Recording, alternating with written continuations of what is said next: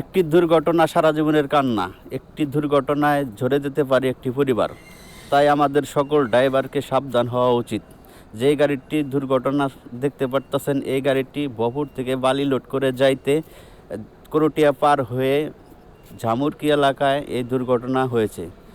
ড্রাইভারের কাছ থেকে জানা যায় এই দুর্ঘটনাটি ভোর 4টায় হয়েছে। দুর্ঘটনা বিভিন্ন কারণে হয়ে থাকে, তাই আমাদের সচেতন হওয়া উচিত। আমাদের চোখে ঘুম আসলে গাড়ি চালানো উচিত না। আমাদের যদি অন্য কোনো সমস্যা থাকে, আমাদের পার্কিং করে আমাদের সমস্যা সমাধান করে নিয়ে তারপরে গাড়ি চালানো উচিত। বিভিন্ন কারণে কিন্তু দুর্ঘটনা হয়ে থাকে। এর কারণ হতে পারে বেপরোয়া গতির কারণেও কিন্তু দুর্ঘটনা হয়ে থাকে, চোখে ঘুম আসলেও দুর্ঘটনা হয়ে থাকে। তাই আমরা যারা ড্রাইভার আছি, আমরা সবাই সাবধানে গাড়ি চালাবো, যাতে আমাদের দুর্ঘটনা না হয়ে একটি জীবন যাতে নিঃস্ব না হয়ে যায়। সেজন্যে আমাদের সকল ড্রাইভারকে সচেতন থাকা উচিত।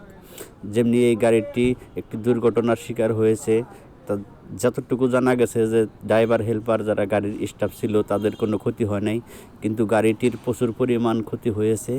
অনেক ব্যয়বহুল এই গাড়িটি ঠিক করতে খরচ হয়ে যাবে। তাই আমাদের সর্বদা সচেতন থাকা উচিত, যাতে এরকম দুর্ঘটনা আর না ঘটে। সেজন্য আমরা যারা সকল ড্রাইভার আছি, আমাদের উদ্দেশ্য এই ভিডিওটা, সকল ড্রাইভাররা সচেতনভাবে গাড়ি চালাবেন, যাতে এরকম দুর্ঘটনার শিকার আমরা কেউই না হই। সেজন্যে সচেতন